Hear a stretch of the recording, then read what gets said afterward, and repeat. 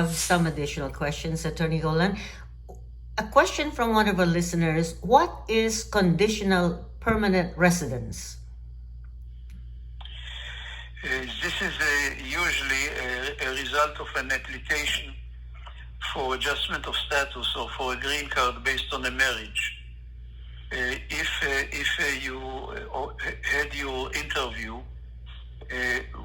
before you completed 2 years of being married, if you, for example, if you came to the U.S. and got legally and got married and immediately filed an application for a green card based on a marriage to a U.S. citizen, and you obtained your conditional residence card, let's say within 1 year after filing the application, but at that time your marriage is still not 2 years old, you are still considered by immigration as a newlywed, then they give you a conditional card, which is good for 2 years only from the date they gave you the card. And by the end of those 2 years, you need to file another application and show immigration that you are still married to the same U.S. citizen. And then they will give you the permanent card for 10 years. Okay, this is a conditional card. The conditional card is as good as a regular card for employment or for travel, or even for petitioning your family members if you have such. But it does not entitle you to apply for U.S. citizenship, and it expires within 2 years. At the end of 2 years, if you don't file an application for what we call removal of condition. If you file the application for removal of condition before the end of 2 years, then you get an automatic extension, and afterwards you get the permanent card for 10 years. So can a person work while holding a conditional permanent residence? Perfectly legal.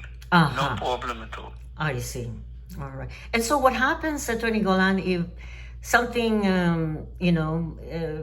doesn't go well with the marriage and there is separation or divorce? What happens to this conditional permanent residence? There is an option of filing an application for removal of condition with a request for a waiver.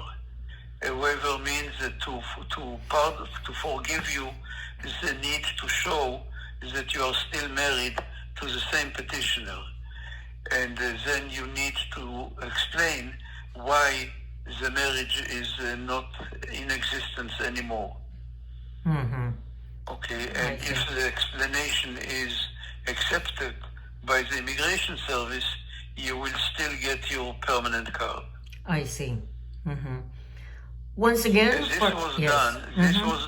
This was invented by the U.S. Congress about, I believe, maybe 20 years ago, when they realized that there are many sham marriages, which means not real marriages, and the immigration service is not always able to detect the fake marriages, and so they decided, okay, if we believe at that time that the marriage is for real, but it is a very young marriage, not yet 2 years old, then we will give you a conditional card for 2 years only, and